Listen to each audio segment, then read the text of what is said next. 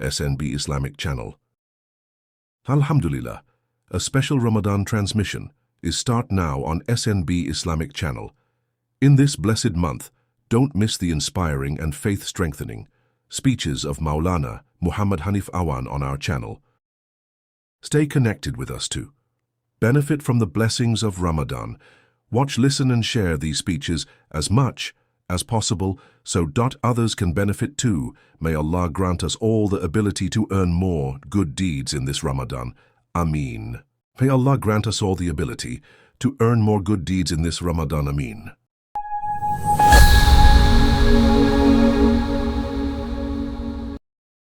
बिस्मिल्लाहिर्रहमानिर्रहीम। आज आप हज़रात के सामने 11वें पारे का खुलासा बयान किया जाएगा। 10वें पारे के आखिर में मुखलिस अहले ईमान के अलावा उन मुनाफिकीन का तज़किरा था जिन्होंने माली वसाइल और सवारी की इस्तिताअत रखने के बावजूद ग़ज़वा तबूक में शिरकत नहीं की थी। 11वें पारे के आगाज़ में भी अहले निफाक का तज़किरा है। अल्लाह ने अपने नबी सल्लल्लाहु अलैहि वसल्लम को ग़ज़वा तबूक से वापसी पर रास्ते में ही इतला दे दी थी कि जब आप मदीना पहुँचेंगे तो मुनाफिक आपके सामने मुख्तलिफ़ किस्म के उज़र पेश करेंगे कि हम इंतहाई सख्त मजबूर थे, जिसकी बुनियाद पर हम शरीक न हो सके, वरना हमारे जाने का पक्का इरादा था। और ऐसा ही हुआ कि हुज़ूर अलैहिस्सलाम जब वापस आए तो मुनाफिकीन ने कसमें खा खा कर आपको अपनी सच्चाई का यकीन दिलाने की कोशिश की। हुज़ूर अलैहिस्सलाम की शराफत देखें कि हकीकत को जानते हुए भी आपने खामोशी इख्तियार फरमाई और उन्हें झूठा करार नहीं दिया। मुनाफिकीन के मुकाबले में अल्लाह तबारक व तआला आगे मुखलिस मुसलमानों की सिफ़ात बयान फरमाते हैं और उन लोगों की तारीफ़ अल्लाह तबारक व तआला बयान फरमाते हैं कि अगर उनसे कोई गलती हो भी जाए तो वो एतराफ़ करते हैं। ऐसा नहीं कि झूठ बोलकर गलत को सही करार देने की कोशिश करें। दरमियान में फिर मुनाफिकीन का ज़िक्र आ गया, क्योंकि मुनाफिकीन ने इस्लाम को नुकसान पहुंचाने के लिए और कुफ्र के फ़रोग़ के लिए और मुसलमानों के दरमियान तफ़रक़ा डालने के लिए मस्जिद ज़र्रार तामीर की और हुज़ूर अलैहिस्सलाम से उसके इफ्तिताह की दरख्वास्त की, मगर अल्लाह ने अपने नबी को उस मस्जिद में खड़ा होने से भी मना फरमा दिया और फिर हुक्म दिया। चुनाचे रसूलुल्लाह सल्लल्लाहु अलैहि वसल्लम के हुक्म से उस मस्जिद को फिर जलाकर राख कर दिया गया। और ये ना समझे कि वो मस्जिद को जलाया गया या मस्जिद थी, असल में वो एक इमारत थी। मस्जिद का सिर्फ नाम दिया गया था, थी वो इमारत, और वो इमारत बनाई गई थी वो सिर्फ़ और सिर्फ इसके लिए कि हमने मुसलमानों के ख़िलाफ़ साजिशें करनी है, प्रोपेगेंडा करना और धोखा भी देना है, क्योंकि नाम मस्जिद का दिया हुआ था। इसलिए अल्लाह फरमाते हैं ये मस्जिद नहीं है, ये तो ज़र्रार है। अल्लाह फरमाते हैं मस्जिद कैसी होती है? वो मस्जिद क़ुबा है जिसकी आगाज़, जिसकी इब्तिदा, जिसकी तामीर खालिसतन इखलास पर की गई और अल्लाह की रज़ा हासिल करने के लिए की गई। और अल्लाह फरमाते हैं अहले ईमान की सिफ़ात ये है और ये सिफ़ात अल्लाह इसलिए बयान कर रहा है कि हर मोमिन को अपने अंदर पैदा करनी चाहिए। क्या सिफ़ात है? ईमान वाले, उनकी सिफ़त ये है कि वो तौबा करने वाले होते हैं, इबादत करने वाले होते हैं, हम अल्लाह की तारीफ़ करने वाले होते हैं, रोज़ा रखने वाले, रुकू करने वाले, सजदा करने वाले, नेकी के कामों का हुक्म देने वाले, बुरी बातों से रोकने वाले और अल्लाह की हुदूद की हिफाजत करने वाले होते हैं। ये सिफ़ात हम सबको अपनानी चाहिए। आगे ग़ज़वा तबूक में शिरकत से जो लोग महरूम रह गए थे, इनमें 3 मुखलिस मुसलमान भी थे जिनके इखलास और ईमान में किसी किस्म का कोई शक नहीं था। और वो कौन थे? हज़रत काब बिन मालिक, ہلال بن امیہ اور مرارہ بن ربیع رضی اللہ عنہ۔ یہ مخلص صحابہ کرام تھے، پکے صحابہ تھے، منافق نہیں تھے، اس لیے انہوں نے کوئی عذر پیش بھی نہیں کیا۔ انہوں نے صاف صاف اعتراف کر لیا کہ بھئی ہم جو پیچھے رہے ہیں سراسر ہماری غلطی، سستی اور کوتاہی، اس لیے ان کا معاملہ الگ رکھا گیا تھا، اور یہاں تک کہ 50 دن تک ان کا بائیکاٹ کیا، کیونکہ سمجھ نہیں آتی، منافق بھی نہیں تھے صحابی، لیکن یہ بھی رہ گئے تھے، اور انہوں نے پھر بتا بھی دیا، کوئی جھوٹی قسم نہیں اٹھائی، کوئی عذر بیان نہیں کیا، سچ بولا کہ ہماری سستی ہے۔ تو پھر سچ بولنے کی وجہ سے ان کو نوازا گیا، اور 50 دن کے بائیکاٹ کے بعد ان کی توبہ کی قبولیت کا اعلان وحی کے ذریعے اللہ نے کیا، اور یہ اعلان ان کے لیے اتنی بڑی بشارت تھا کہ خود رسول اللہ صلی اللہ علیہ وسلم نے حضرت کعب بن مالک کو خطاب کرتے ہوئے فرمایا تھا کہ جب سے تمہیں تمہاری ماں نے جنا ہے، آج سے زیادہ بہتر اور مبارک دن تم پر نہیں آیا ہے۔ آگے اہل ایمان کو 4 باتوں کی تاکید کی گئی۔ پہلی یہ کہ خفیہ اور اعلانیہ ہر لحاظ سے تقوی کو لازم پکڑو۔ دوسری یہ کہ منافقوں سے دور رہو اور سچوں کی صحبت اختیار کیا کرو۔ تیسرا یہ کہ رزق کی تنگی اور کشادگی میں اللہ کے رسول صلی اللہ علیہ وسلم کو اپنے اوپر ترجیح دیں، ان کے حکم اور اتباع کو لازم رکھیں۔ اور چوتھی بات کہ جو کہ حقیقت میں اللہ کی طرف سے وعدہ ہے کہ ہر قسم کی عبادت اور اطاعت کا اللہ کی طرف سے اجر مل کر رہے گا، اور یہ کہ اللہ کی دین کے لیے جس قدر مشقت اٹھائی جائے گی اتنا بڑا اجر اور ثواب عطا کیا جائے گا۔ آگے اللہ تبارک و تعالی جہاد کی فضیلت اور اہمیت کے باوجود حکم دے رہے ہیں کہ سارے کے سارے مسلمانوں کو جہاد میں نہیں جانا چاہیے، بلکہ کچھ لوگوں کو حضور علیہ السلام کی خدمت میں موجود رہنا چاہیے تاکہ وہ آپ سے دین کی سمجھ حاصل کر سکیں۔ یاد رکھیے، اسلام کو اپنی دعوت کی ابتدا میں جیسے دشمنوں کی طاقت توڑنے کے لیے جہاد کی ضرورت تھی، یوں ہی ان بنیادوں کی بھی ضرورت تھی جن پر اسلامی مملکت کی عمارت کھڑی کی جا سکے۔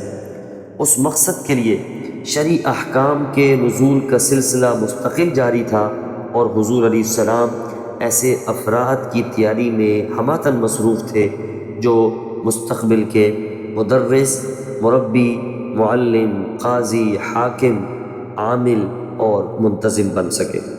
اس لیے حکم دیا گیا کہ مسلمانوں کی ایک تعداد مدینہ میں ہی رہے تاکہ وہ دین کی سمجھ حاصل کر سکیں۔ اور یاد رکھیے، دین کا علم حاصل کرنا بہت بڑا عمل ہے۔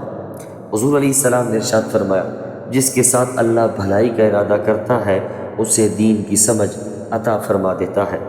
حضور علیہ السلام کا دوسرا فرمان فرمایا، ایک فقیہ، ایک عالم، ایک فقیہ دین کو سمجھنے والا، وہ شیطان پر 1000 عبادت کرنے والوں سے زیادہ بھاری ہوتا ہے۔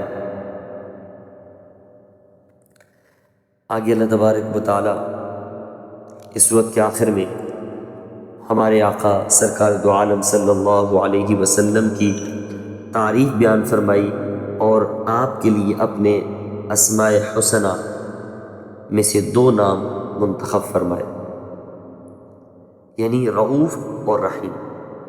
اور اس میں کوئی شک نہیں کہ رسول اللہ صلی اللہ علیہ وسلم اپنی امت بلکہ ساری انسانیت کے حق میں بے حد شفیق بھی تھے اور مہربان بھی تھے۔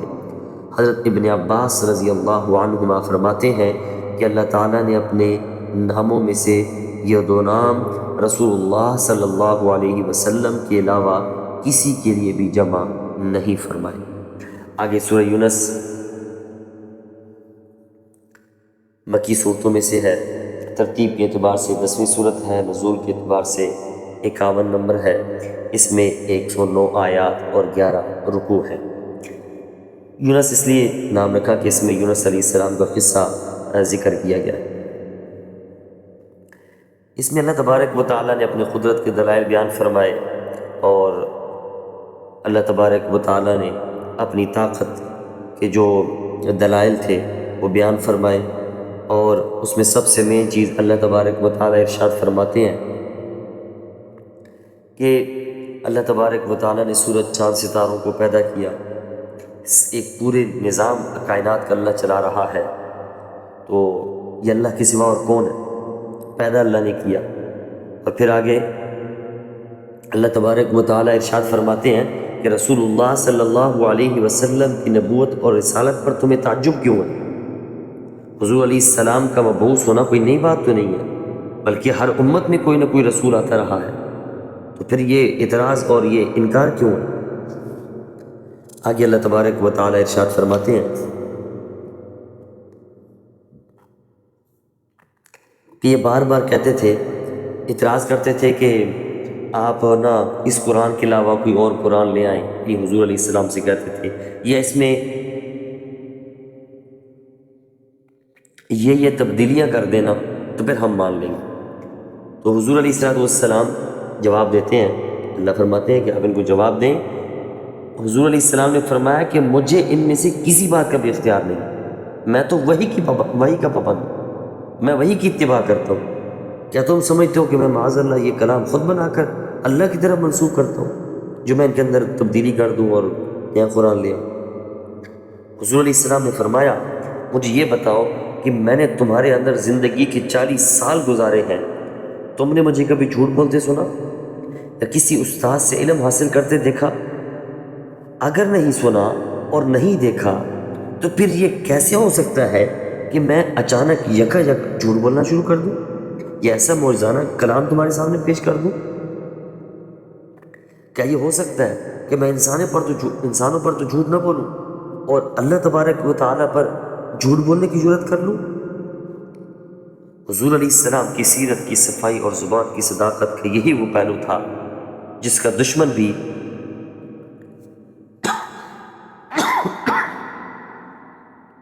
اعتراف کرنے پر مجبور تھا۔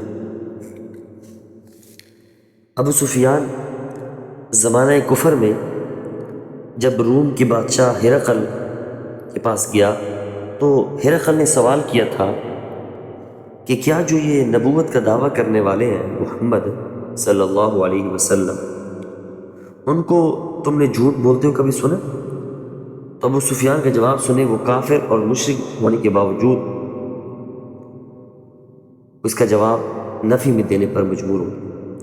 تو پھر اس نے کہا کبھی نہیں سنا میں نے جھوٹ بولتے۔ تو ہرقل نے پھر تاریخی ایک جملہ کہا تھا کہ یہ پھر یہ کیسے ہو سکتا ہے کہ وہ لوگوں کے ساتھ تو جھوٹ نہ بولے اور اللہ پہ جھوٹ بولنا شروع کر؟ یہ سب کچھ وحی کے بغیر نہیں ہو سکتا۔ امام رازی رحمۃ اللہ علیہ فرماتے ہیں مشرکین نے بچپن سے قرآن کے نازل ہونے تک کے زمانہ رسول اللہ صلی اللہ علیہ وسلم کی زندگی کا مشاہدہ کیا تھا۔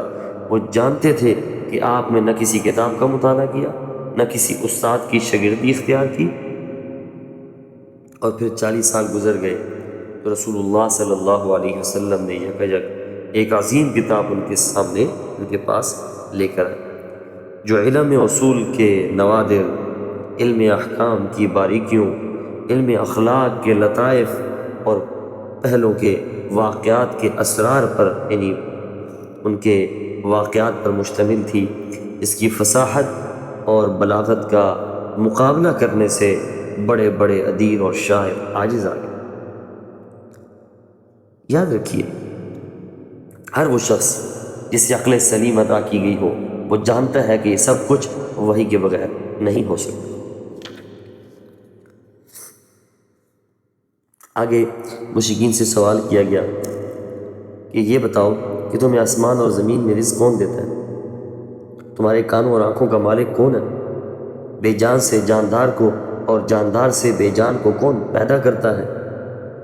آگے اللہ فرمایا کیا تم اللہ سے نہیں ڈرتے؟ یہ اللہ تبارک و تعالیٰ نے مشرکین کو گویا بت پرستی چھوڑ کر اور توحید کی دعوت دی اور توحید کے دلائل ذکر فرمائے۔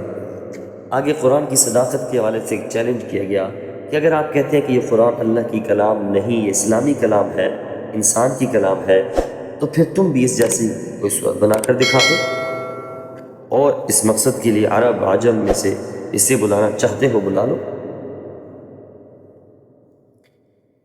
آگے اللہ تبارک و تعالیٰ خود ہی ارشاد فرماتے ہیں کہ سمجھتے ہیں لیکن اور پھر مقابلہ نہیں کر سکے، قرآن کا مد مقابل یہ نہیں لا سکے، ایک صورت تک نہیں بنا سکے. تو اللہ فرماتے ہیں جو انکار کرتے ہیں اس کی ریزن ہٹ دھرمی ہے. آگے اللہ تبارک و تعالیٰ آخر میں حضرت یونس علیہ السلام کا قصہ ذکر فرماتے ہیں. یونس علیہ السلام کا صراحتاً نام 4 جگہ آیا ہے اور 2 مقامات پر انہیں مچھلی والے کی صفت کے ساتھ ذکر کیا گیا. ان کا واقعہ یہ ہے کہ وہ اپنی قوم کے ایمان سے مایوس ہو کر اور اللہ کا عذاب آنے کو یقینی دیکھ کر نینوا کی سرزمین چھوڑ کر چلے گئے. آگے جانے کے لیے جب وہ کشتی میں سوار ہوئے تو کشتی والوں نے سمندر میں طغیانی کی وجہ سے انہیں سمندر میں پھینک دیا. ایک بڑی مچھلی نے انہیں نگل لیا. اللہ نے انہیں مچھلی کے پیٹ میں زندہ رکھا اور بالآخر چند روز بعد مچھلی نے انہیں ساحل پر اگل دیا. ادھر یہ ہوا کہ ان کی قوم کے مرد، عورتیں اور بچے بڑے سب جنگل کی طرف نکل گئے. انہوں نے آہوزاری اور توبہ استغفار شروع کر دیا اور سچے دل سے ایمان کو قبول کر لیا، جس کی وجہ سے اللہ کا عذاب ان سے ٹل گیا. یہ واقعہ بیان کرنے کے بعد اللہ تبارک و تعالیٰ مشرکین کو تنبیہ فرماتے ہیں کہ یاد رکھیے اگر وہ تم کفر اور شرک سے باز نہ آئے تو قیامت سے پہلے تم پر بھی عذاب آ سکتا ہے.